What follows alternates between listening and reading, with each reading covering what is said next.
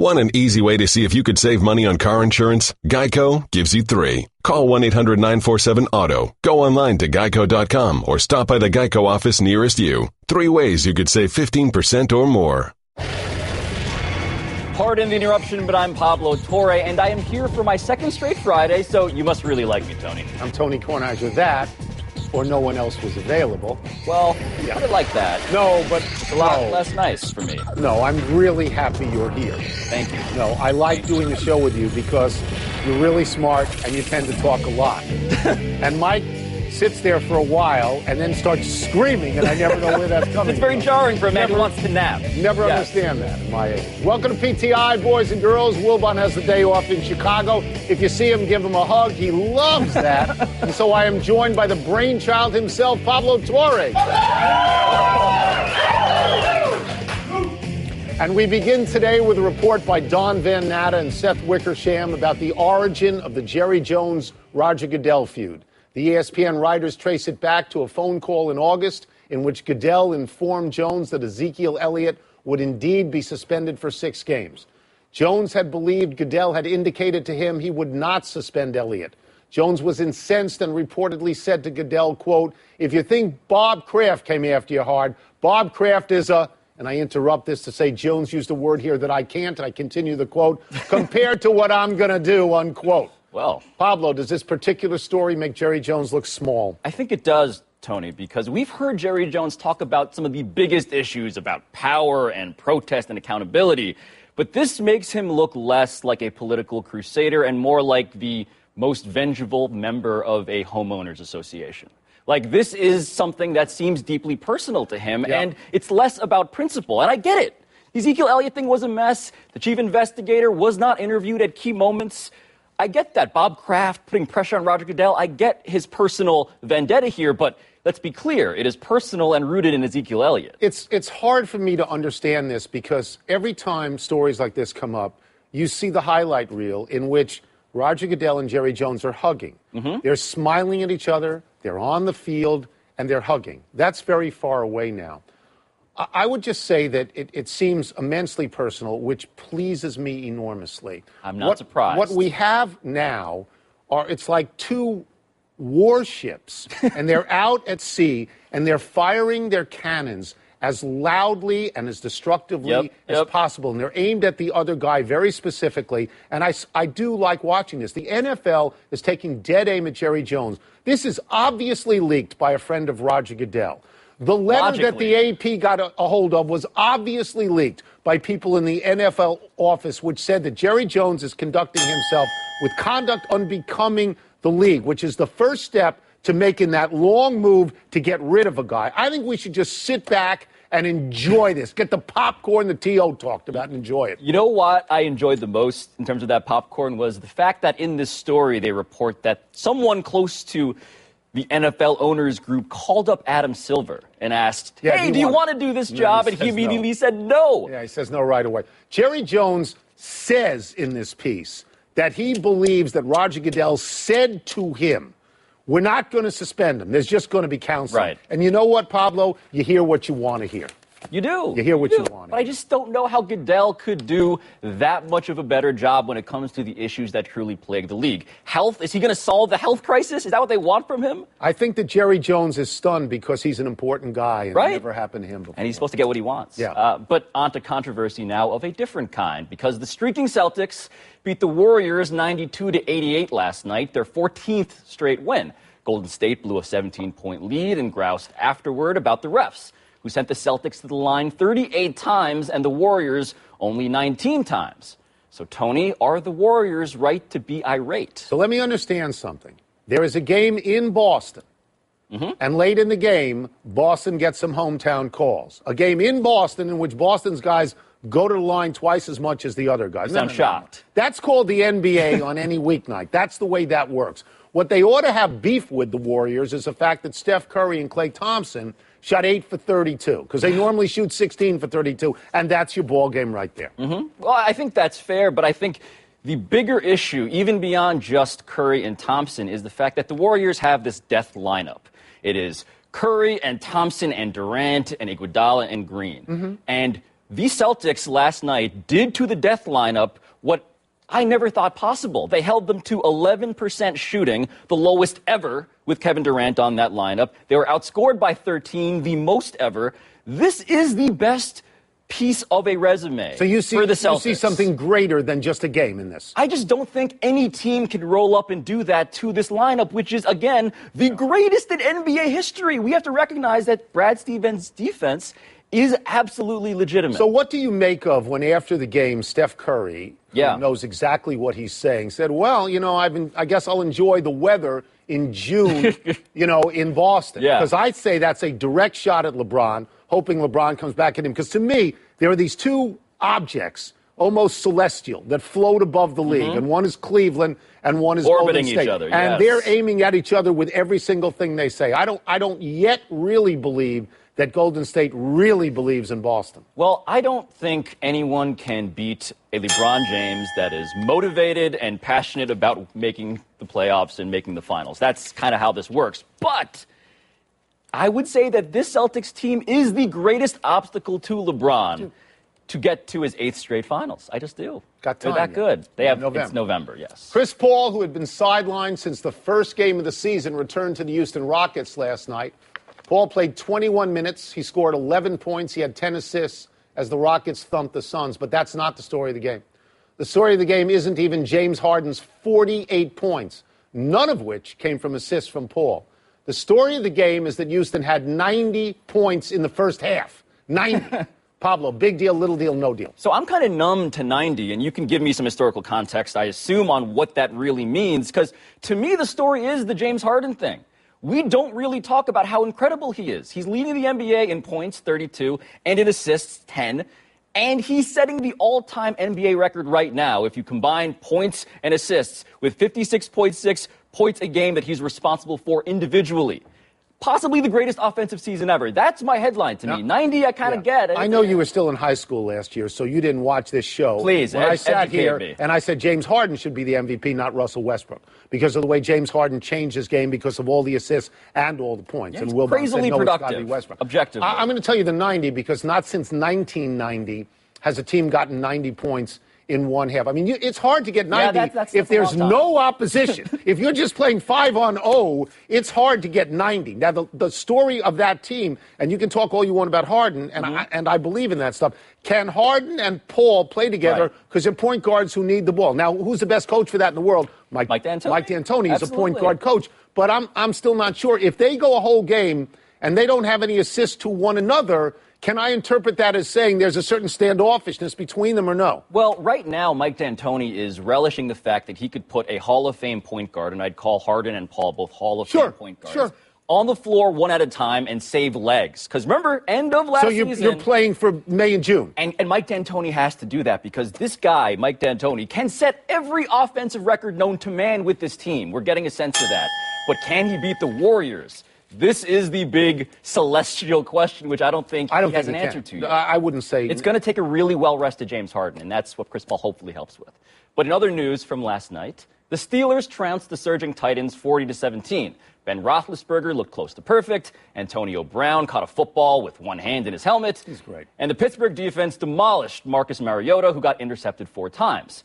So the Steelers are now 8-2, Tony. So are they officially in the Patriots' class? So the Steelers have won 5 in a row, and the Patriots have won 5 in a row. And the Steelers are 8-2, and the Patriots are 7-2. So maybe the question is, have the Steelers surpassed the Patriots at this point? You know, Ben Roethlisberger last night had a Brady night. He had 4 touchdown passes. He had no interceptions. But he's got a couple of things that Brady actually doesn't have. He's got the best wide receiver of those two teams in Antonio Brown. He's got the best running back, Le'Veon Bell, of those two teams. So, and I think you can look at the Steelers now, whereas in the NFC, there's like 70 teams that are running around in a maze to see what happens. In the AFC, there's really, at this point, the Steelers, the Patriots, and the Chiefs. And the Steelers are right there. They're right there. I think coming into this conversation, I wanted to say, pump the brakes. They beat the Titans. The Titans won 4 in a row, but they beat teams that were combined like 10-27. You can say that. And I just said that, so I guess I did. Yeah. But the Steelers' offense should not be taken for granted here because the Steelers going into this game were one of 5 teams that, despite all of those facts you just said, despite the $92 million they sunk in on offense, they hadn't cracked 30 points before last night. So when you look at the Steelers and the Patriots, obviously the Steelers have this defensive advantage. But the Pittsburgh offense now seemingly having awoken is a big deal. I mean, if you ask me who would win that game, I would always tell you the Patriots would win that game. Because they're the Patriots. Because Tom Brady and Bill Belichick. Yes. And that's how it works. But in terms of defense, the Patriots have allowed 21.7 points a game. The Steelers only 16.5. And the Steelers have a more explosive offense because they got those guys at running back and wide receiver. They seem to be one of those teams that in the NBA we associate with Cleveland, that they play down to competition sometimes, but they're good. And here's, by the way, 5 remaining opponents for the Steelers. Packers with no Rodgers, Bengals, Ravens, Texans, no Watson, Browns, and then the Patriots. So they control their own destiny. Oh, they get the Patriots in the last game? That's good. You know what? That's a game we all want to see. NBA Commissioner Adam Silver, living and breathing, and head of the Players Association, Michelle Roberts, were right here in Washington, D.C. yesterday, meeting with the newly formed Commission on College Basketball. On their agenda was some casual talk about the one-and-done rule. Silver has reportedly grown disenchanted with that rule. Pablo, is it time for the NBA to dump the one-and-done? It is so past time, and it is fundamentally unfair for a reason I think people may not understand, because there are 2 key groups that love this rule. One is NBA owners, because they don't trust themselves. They don't like putting millions of dollars and spending these all-important first-round lottery picks on teenagers who they don't think they've had enough sample to evaluate. But the second group, which I think is really interesting, is the NBA union itself. There are a lot of guys, especially in that middle class of NBA players currently, who see these high schoolers and say, why are we going to invite them to take a share of our salary dollars? Why would we do that? Kick players out of the league. Yes. Kick veterans out of the league. Yes, it's a zero-sum game. And so it's not just the villains we're used to. It's also the NBA players themselves. It's anti-American. Okay? It is. It's an anti-American rule. If you feel that you're ready to go and you understand the penalties involved, that you're ineligible for college or you can't do this, you can't do that, and you say, I'm ready to go anyway, then you can go. This is not like operating on a body. You don't have to go to medical school to get a degree to get into the NBA. You don't have to do that. If you want to have a rule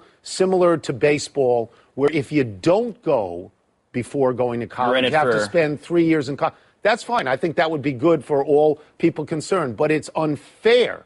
It's unfair to say to a high school kid, you can't play. You just can't play. We have a rule against you. It's unfair. Yeah, and if you say to 18-year-olds, you can go fight in Afghanistan, but you can't go play in Staples Center, that doesn't make much sense. No. Especially when all these smart people and all these researchers are saying development of talent in the NBA is better for these prospects than it would be in college. That's what Ben Simmons said last week. There's also the hypocrisy of this, that you're saying to a kid, you have to park yourself in college for 1 year, but you don't even really have to go to class. No. You don't have to. No. You can take some incompletes here and there. All you have to do is stay eligible. You don't have to be a college student, but you have to stay in college. It's tremendous hypocrisy. Let's take a break, but coming up, what are the chances that Michigan pulls off the upset at Wisconsin and throws everything into chaos? And is it only a matter of time before the Lakers move Lonzo to the bench? Now, it doesn't work for everybody. There are some high school kids who will fail. Absolutely. They will fail, but people underestimate how many of them will succeed, though, and why they should. Pardon the Interruption is presented by Sky Vodka. Make every day. Please drink responsibly. Part of Happy Hour. I just saved hundreds of dollars by switching to Geico. I've never felt more alive. Disclaimer. Geico cannot guarantee you will feel more alive. You either possess functioning respiratory and circulatory systems, or you do not, or you are a zombie. If you are indeed a brain-starved zombie and you would like to save money on car insurance, the Geico legal team applauds your excellent life choices, even in your shambling afterlife. But we strongly encourage you to visit geico.com or download the Geico app. Please stay a minimum of 500 feet away from our large and presumably delicious, delicious brains. Geico. 15 minutes could save you 15% or more. Welcome back to Pardon the Interruption, presented by Sky Vodka, part of Happy Hour. And welcome back to the PTI Psychic Hotline. I am Kornheiser the Magnificent. This is my apprentice, Pablo, the mildly charismatic. Let me get the first call. Hi, Pablo and Tony. Can you see this being Case Keenum's last start for the Vikings? No.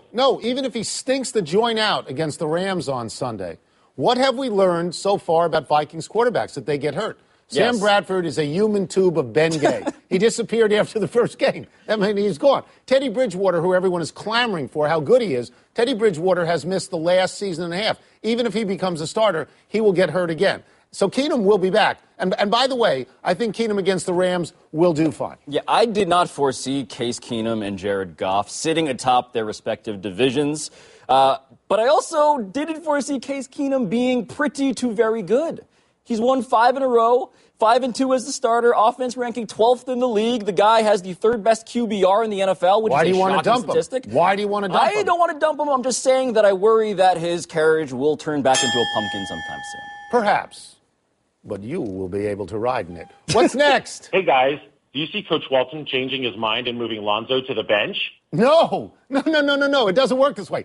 Even if Luke Walton wants to bench Lonzo Ball, even if he does, he's got to get permission from Magic Johnson. Magic Johnson drafted Lonzo number 2 overall and declared, I see me in him. And he's the next Magic Johnson. Now, Magic Johnson ever get benched? No, he didn't get benched. He is not benching. It's just not going to work that way. Lonzo Ball will have to play his way out of this or into Bustville, but he's not getting benched. That is a really convincing theory, I will admit. But I also think starting is kind of a red herring in the NBA because Andre Iguodala and James Harden on the Thunder and Manu Ginobili all taught us. But he's already not playing in the fourth quarter. Well, that's the thing. Finishing a game is so much more important. Worry about the fact that he's sitting when it really matters as opposed to the nice ceremonial distinction of starting. Funny-looking jump shot, but do we know that he cut his hair? Do we think that he's cut his hair? Reports say yes. Let's see what happens with that. Next. Hey, Tony and Pablo. I'm wondering if you guys see Michigan upsetting Wisconsin this weekend so you can finally stop talking about the Badgers. I would so love to see this happen because this would just stop the nonsense from Wilbon about how a Big Ten team has to be in the playoffs, which doesn't it very isn't Wilbon necessarily of him to the say. case. In this particular case, though, the game is in Wisconsin. Michigan lost its starting quarterback weeks back. I think they're down to the number 3 quarterback.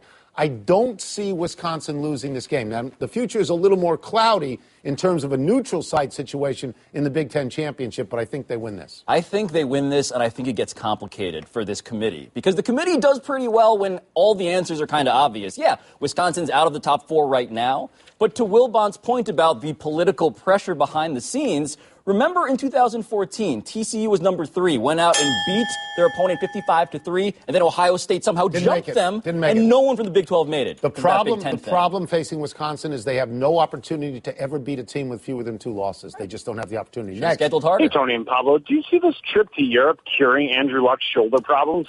I think that Andrew Luck will be helped more psychologically than physically by going to Europe. I think the greater question here with Andrew Luck is, will he ever play for the Indianapolis Colts again?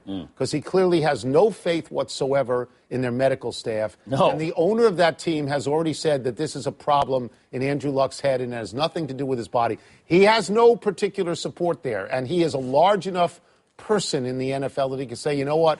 Find another boy. I'm out of here. The idea of going to Europe has always inspired me to joke about how they're putting vampire blood in a centrifuge and injecting it into Kobe Bryant's knee and all that. Well, they are doing that. And they are, but It's actually kind of quaint now because Joel Embiid of the Sixers went to Qatar for foot rehab. Europe was once adventurous and foreign. Turns out America's just behind the game in a bigger way than you realize. Can't anybody go to Lackawanna, New York anymore and get good medical care? Lackawanna economy is suffering. The phone lines are closed. Let's take one last break. But in our future, I see us talking about the Cowboys' chances of beating the Eagles. And will tomorrow night's Warriors-Sixers game be an even bigger deal than last night's Warriors-Celtics game? You know that I am a doctor. I think so. I'm qualified to talk about Andrew Luck. He's a doctor of humane letters, but a doctor is a doctor. It's a doctor is a doctor. I mean, it's on a diploma of some sort. Pardon the Interruption is presented by Sky Vodka. Make every day. Please drink responsibly. Part of Happy Hour. Happy time, people. Happy 73rd birthday, Jim Boeheim. The Syracuse coach and Syracuse grad is now the oldest D1 men's basketball coach in the country and still one of the very best. Boeheim has 1 national championship and 4 other trips to the Final Four, including most recently in 2016. Only Mike Krzyzewski has more wins than Boeheim. And he is your friend, He is. Right? Do you talk about Carmelo Anthony ever? No. He probably knows my position. It's at odds with his position. Happy anniversary, Mike Trout. On this day last year, you won your second AL MVP award. Trout was out nearly 50 games this season with injury, and Jose Altuve won the AL MVP award this season in a runaway, which was completely deserved. Giancarlo Stanton won the National League, beating out Joey Votto by 2 points. Curiously, neither Stanton nor Votto played on a winning team, and Stanton's team is at the moment trying to unload him. Mike Trout, smart people say, is the greatest baseball player of all time. And we would not recognize him on a street corner, is what the story goes. True. A melancholy happy trails to Dr. Ferdy Pacheco. The fight doctor, as he was called, died yesterday at age 89. In the latter stages of his career, Pacheco did boxing commentary on television, but he was most known for being in the inner circle of Muhammad Ali, along with Angelo Dundee, Bundini Brown, and photographer Howard Bingham, and they are all gone now. I actually talked to Ferdy Pacheco on the phone when I was at Sports Illustrated, and it was this representative of this deeply cinematic world, where all these people were raconteurs and artists and wordsmiths, and I will never forget how good he was, to me at the very least. Yeah. I had him on radio. He's wonderful. Incredible. One error, I referred to you as Pablo, when everyone knows it's Pablo. Let's go to the big finish. Eagles and Cowboys Sunday night. Should Jerry be optimistic? He should be angry, and I will enjoy watching him grow in anger. And Danica Patrick will retire after racing in the Daytona 500 and Indy 500 next season. Be surprised. A little bit. I know she's never won in the United States, but she's only 35 and people like her. Warriors at 76ers on Saturday. Are you interested in that? I am so interested in this. Joel Embiid, to me, is the most charismatic and enjoyable player in sports right now. Wow. Dale Jr.'s final race is this weekend. Is that a big deal? I think it is a big deal. He is by far the most popular NASCAR driver. Yeah. I think there's a vacuum created when he leaves. I don't know who steps up. That whole family, right. He's it. Last one. Steven Tyler of Aerosmith tells TMZ there's no way Ric Flair slept with 10,000 people. Are you with Tyler or Flair? In a word, woo! We're out of time. We'll try and do better the next time, and I'm Tony Kornheiser. And I'm Pablo Torre.